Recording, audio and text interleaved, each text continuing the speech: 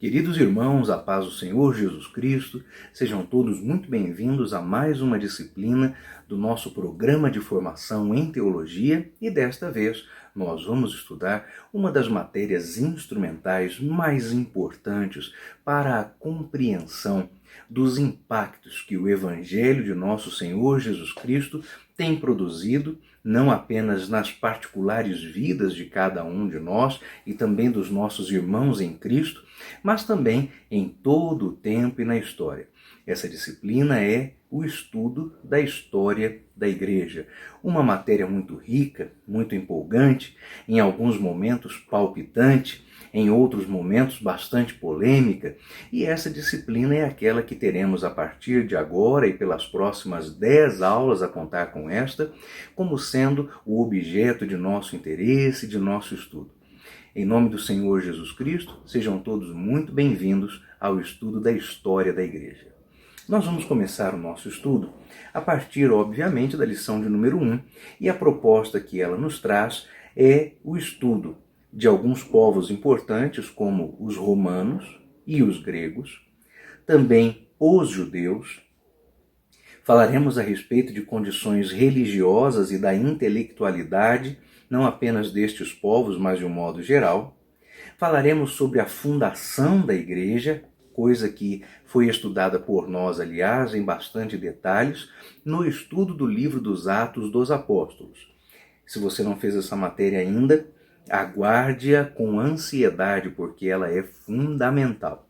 Também falaremos sobre o princípio da expansão da Igreja e da vida da Igreja, tudo isso no contexto dos primeiros movimentos do cristianismo.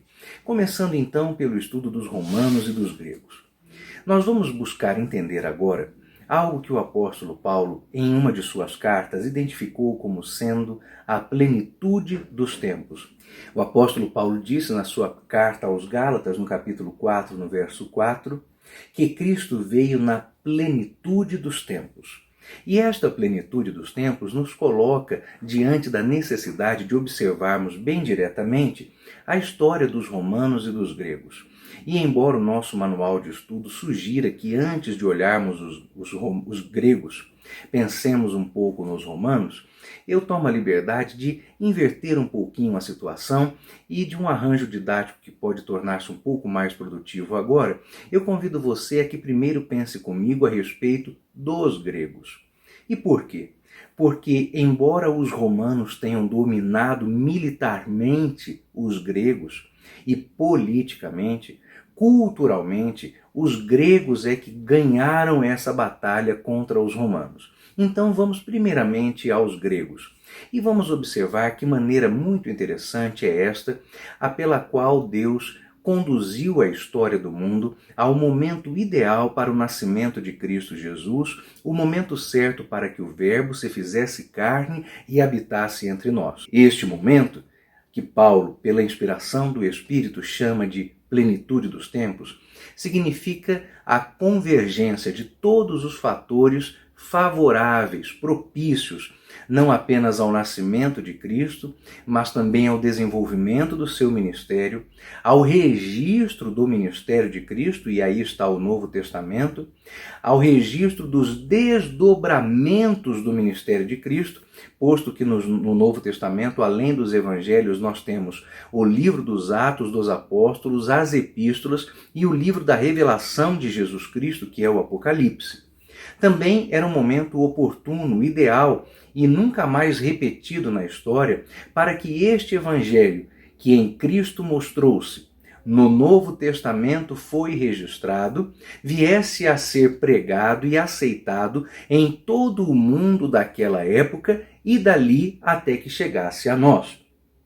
Ainda que agora nós viéssemos a pensar que talvez hoje houvesse maior plenitude de tempos do que no período do Antigo Testamento, do Novo Testamento, vamos observar que uma coisa são os recursos tecnológicos abundantes que nós temos. E, de fato, em alguma medida, eles podem nos parecer mais úteis, mais eficazes ou eficientes para o espalhamento do Evangelho. Mas nós temos algumas outras questões que só mesmo o período do Novo Testamento é que pode encerrar em si, e daí, por isso, chamarmos aquele momento de a plenitude dos tempos, isto é, eu repito, o instante ideal, correto, favorável e em tudo oportuno para que o Verbo se fizesse carne e Cristo habitasse entre nós.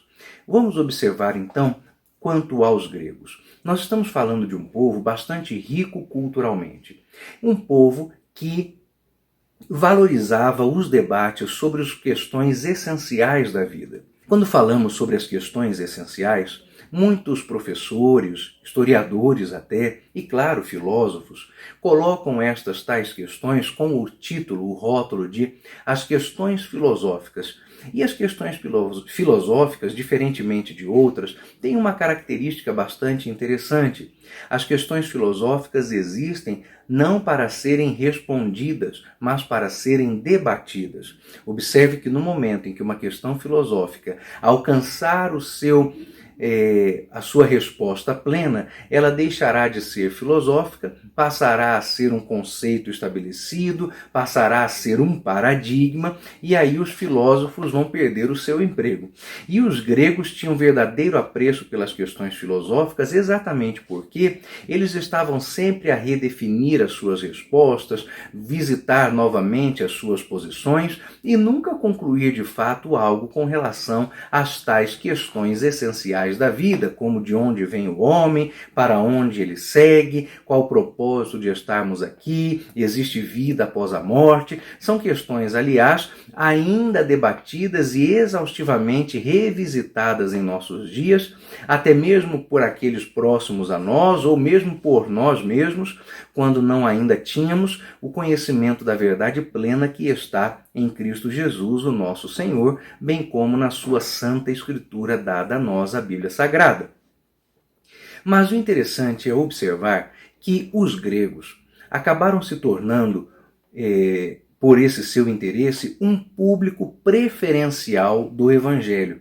O nosso autor do Manual de Estudos, muito corretamente, chama a nossa atenção ao fato de que o apóstolo Paulo, quando esteve, e isso nos conta o livro dos Atos dos Apóstolos, em Atenas, pregando, encontrou ele um ambiente bastante propício ao exercício da sua mensagem, quando ele, visitando o Areópago, ali pôde falar aos atenienses a partir de um ponto de contato muito poderoso e importante em sua cultura, que era o interesse pelas divindades. Os atenienses, aliás, tinham um interesse não apenas filosófico, mas também idólatra pelas divindades, de maneira que o seu receio em vir a desagradar alguma delas era tanto que entre os mais de 30.000 ou quase 30.000 altares de falsos deuses encontrados em Atenas, havia um que curiosamente era dedicado, você bem sabe disso, a um deus desconhecido.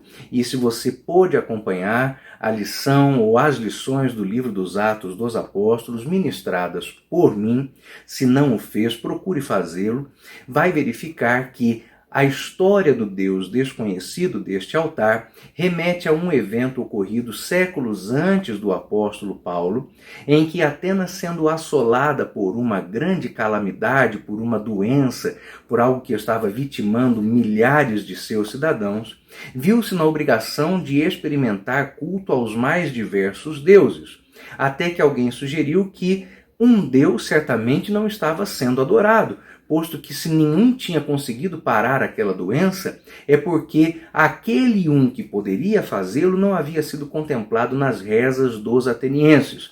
E assim, então, em um teste proposto por esse homem, os atenienses fazem um dia de adoração ao Deus que eles desconhecem, e a história registra que a doença foi aplacada.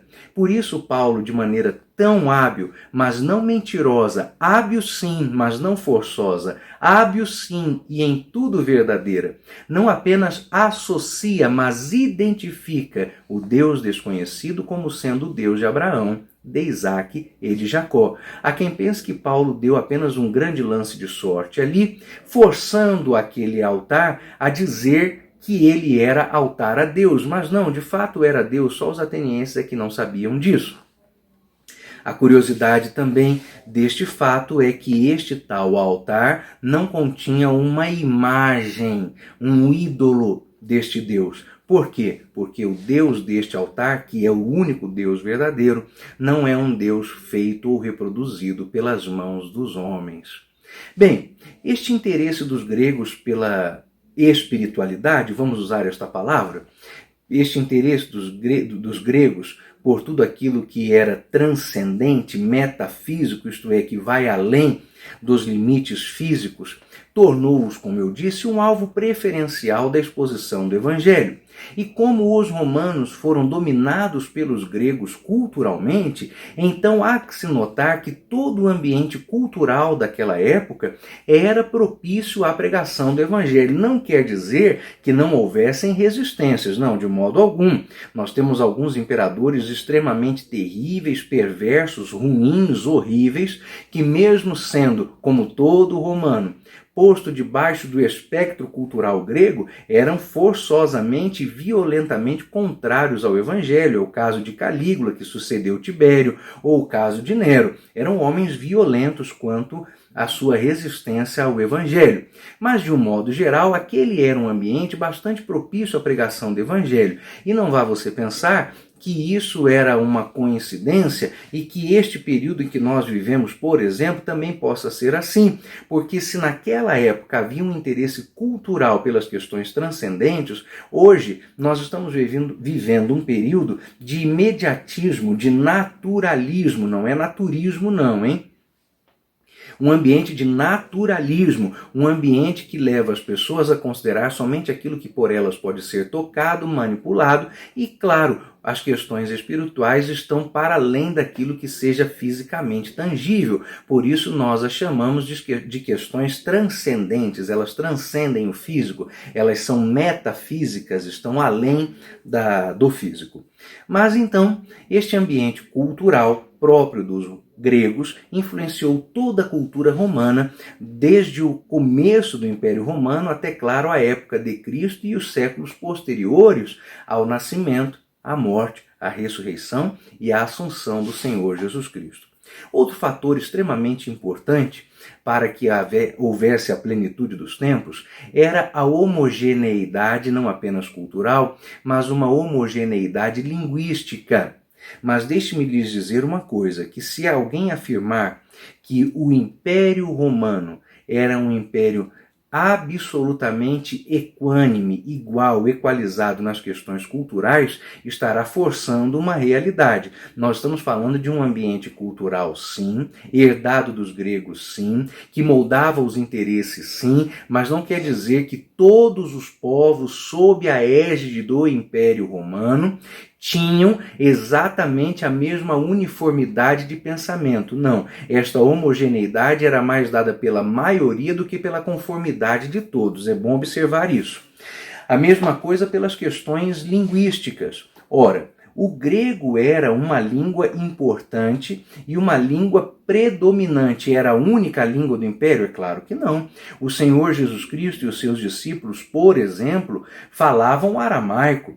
Os judeus que eram nascidos e habitantes há muito tempo em Jerusalém falavam o hebraico, mas aqueles que eram vindos de outras regiões do Império Romano e buscavam, aliás, habitar em Jerusalém, enfrentavam muita resistência por parte dos judeus de Jerusalém, porque os judeus de fora de Jerusalém tinham pouco domínio do hebraico. Eles estavam bem mais versados no grego, daí eles eram chamados, conforme você vai ver nos Atos dos Apóstolos, de os judeus helenistas, isto é, os judeus que tinham muita versão, muito conhecimento no idioma grego, mas pouca fluência no próprio hebraico, que era a sua língua, a ser a sua língua principal, principalmente para as finalidades religiosas.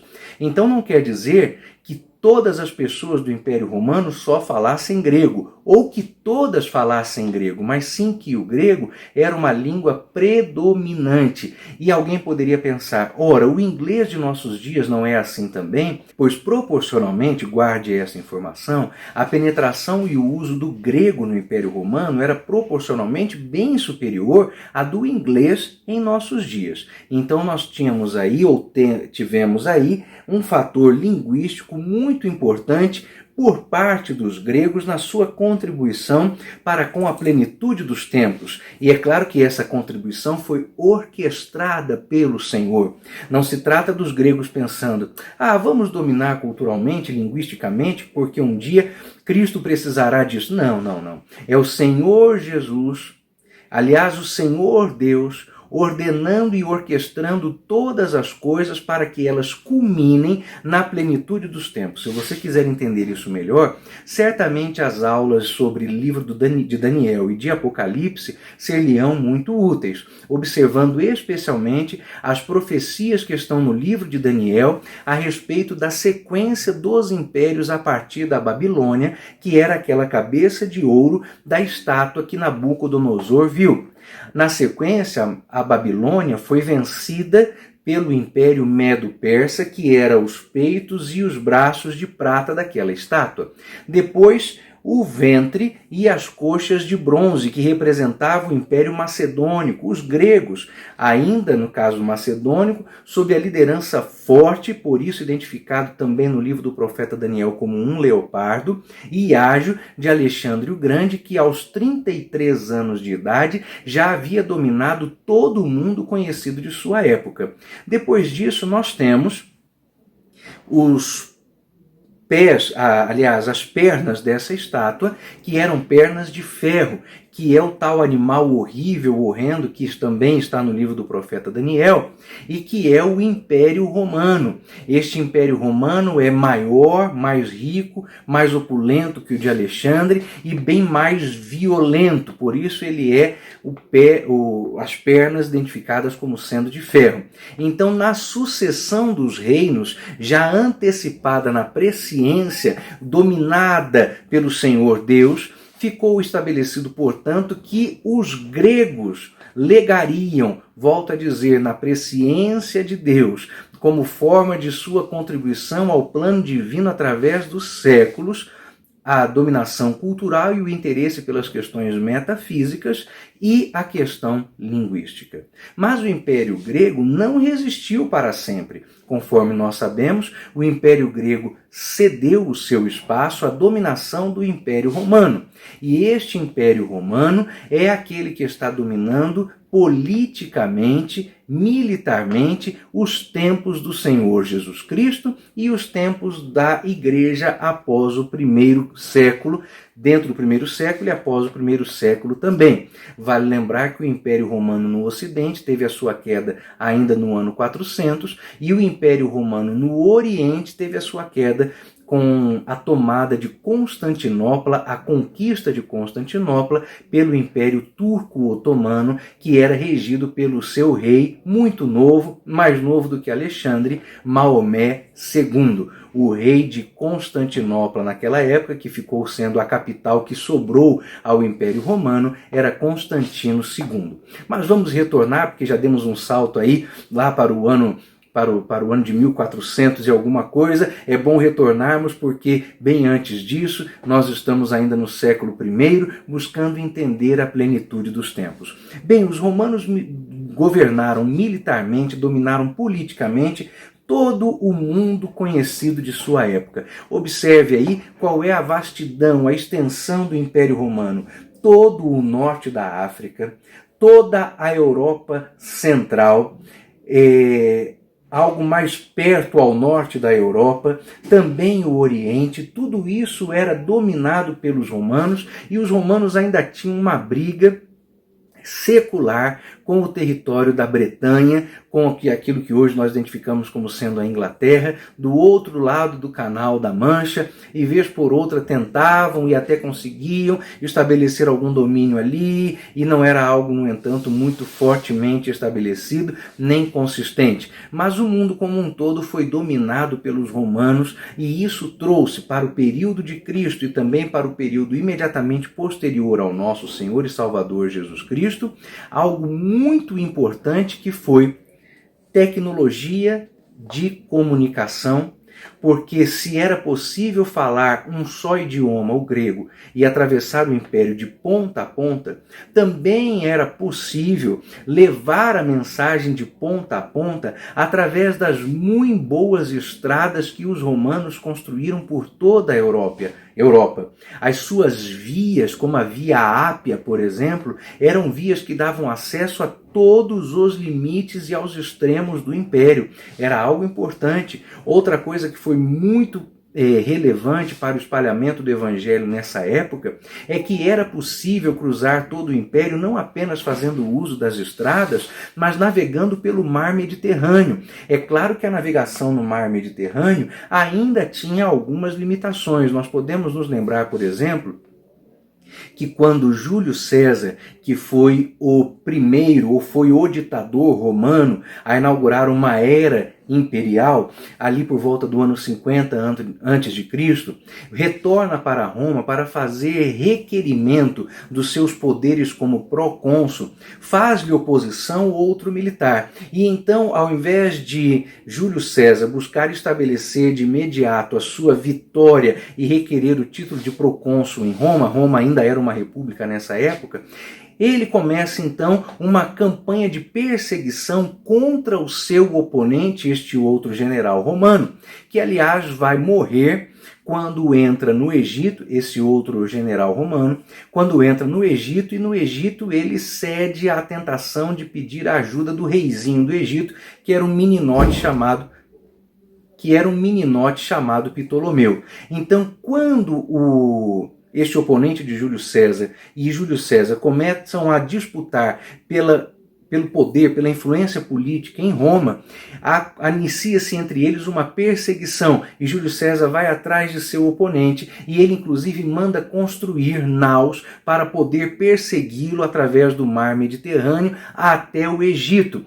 E a construção dessas naus, não obstante houvesse sido bastante rápida, deixa-nos poder observar de perto que a navegação não era exatamente alguma coisa muito poderosa ou preponderante no serviço dos exércitos ou da força militar do império. Não que eles não fizessem uso, faziam, mas, por exemplo, não estavam habilitados a mais do que a navegação de cabotagem, que é aquela que vai indo beirando a costa de porto em porto. O apóstolo Paulo quase vai ao encontro da morte, não foi porque Deus assim não permitiu, quando o capitão do navio em que ele estava, quando de sua viagem para Roma, para ser levado como prisioneiro, decide abandonar a navegação de cabotagem e navegar em mar aberto pelo Mediterrâneo. E se não fosse a poderosa mão de Deus, aquela embarcação teria ido a pique. Esses eram os limites da navegação romana. É bem por isso, aliás, que o povo português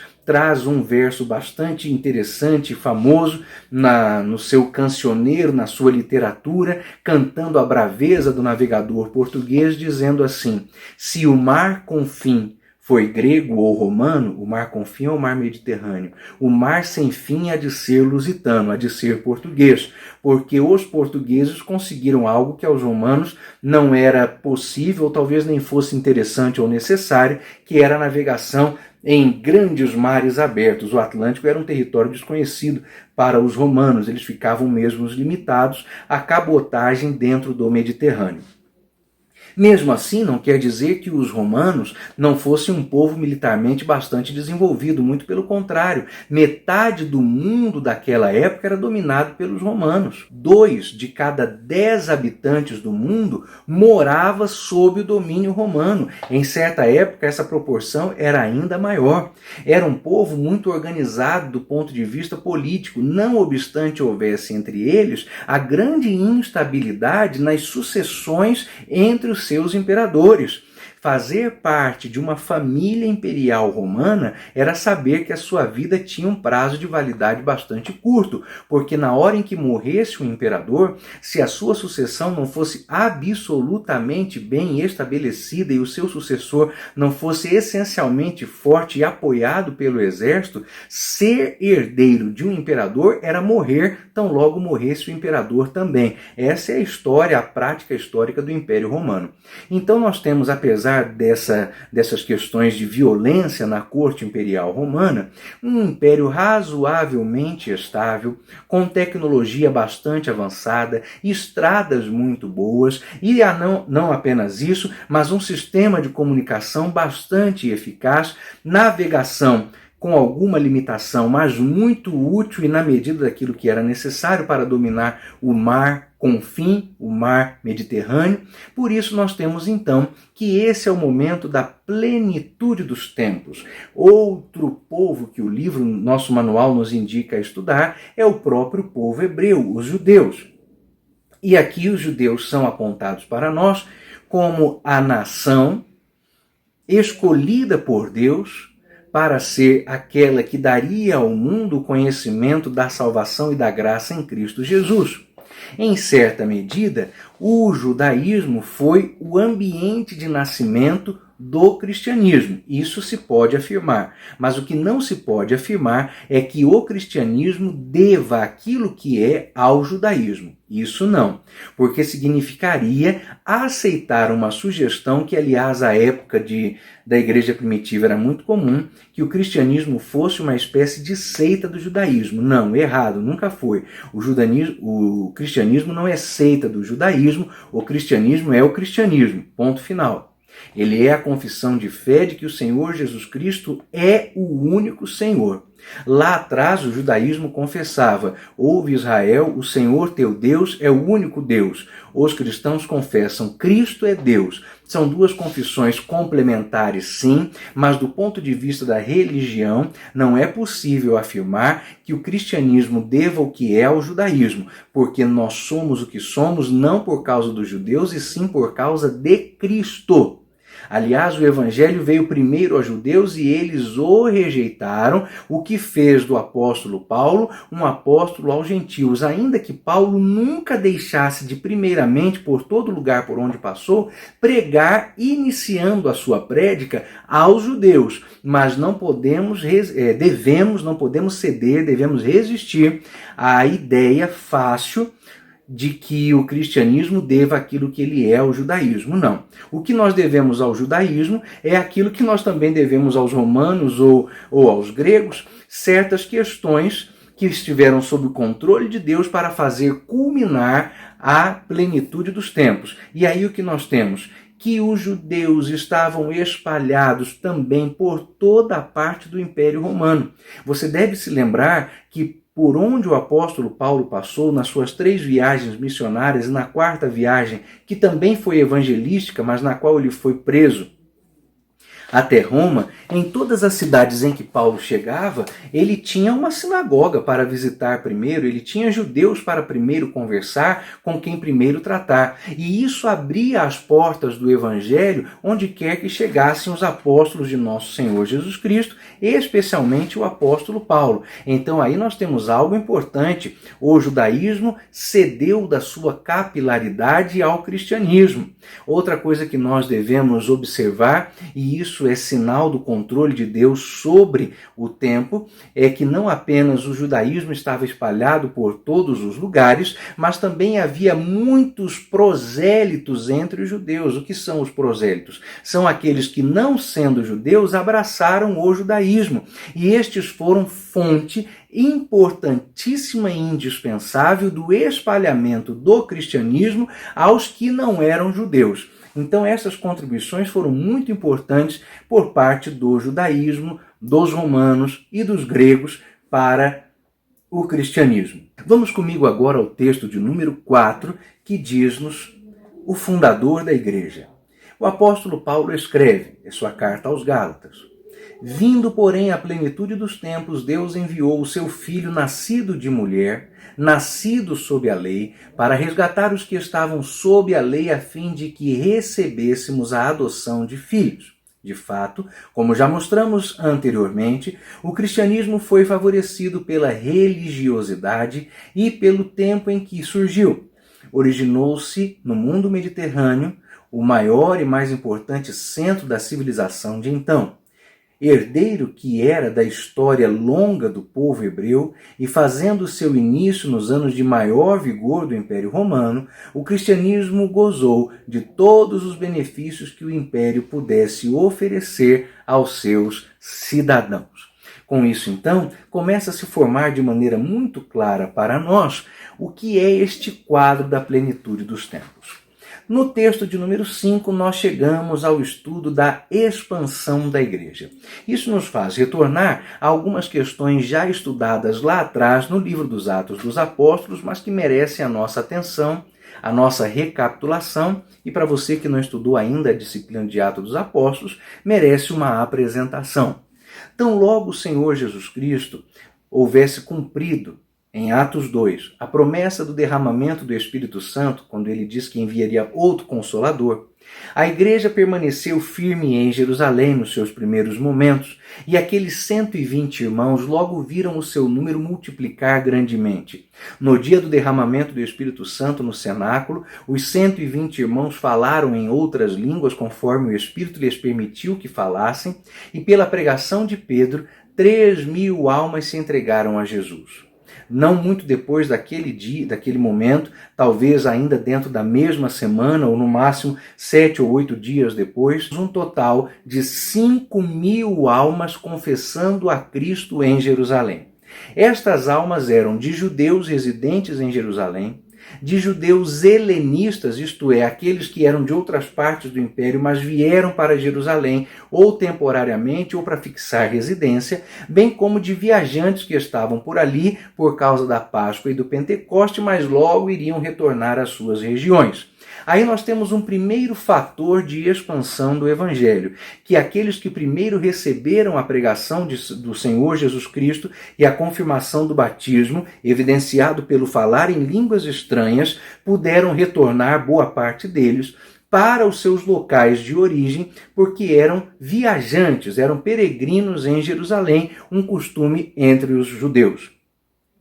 Depois disso, levantou-se em Jerusalém uma grande perseguição contra os judeus. Vamos nos lembrar agora, um tanto mais à frente, nós estamos no ano 33, no ano do Pentecoste. Mais à frente, no ano 70, nós temos que encarar o fato de que Jerusalém foi cercada e contra ela se voltaram as forças militares de Tito, general romano, e houve um cerco em Jerusalém e ao final de tudo aquilo, Jerusalém foi tomado, os muros foram derrubados, o templo também foi destruído e os judeus tiveram-se espalhados, foi a diáspora, uma dispersão entre todo o Império Romano daquela época. Estes dois fatores, o de que havia viajantes, turistas, peregrinos e também aqueles que vieram para negócios em Jerusalém na época do Pentecoste, retornaram ao seu lugar. E o segundo fator, que foi a perseguição e a eventual destruição do templo e espalhamento dos judeus, fez com que o evangelho se espalhasse muito rapidamente por todas as regiões do império.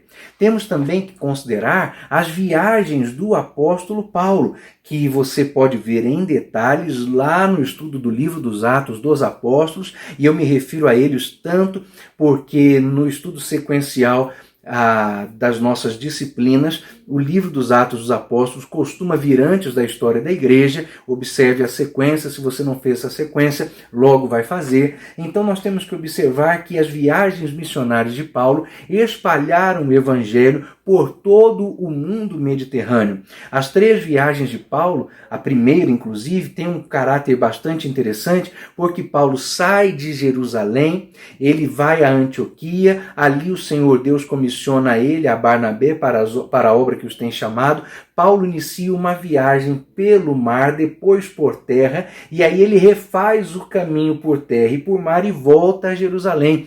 Isso ele faz abrindo igrejas e confirmando as igrejas na viagem de retorno. A mesma coisa na segunda e na terceira viagens, onde além de ir a novos territórios, ele também confirma cristãos das primeiras viagens.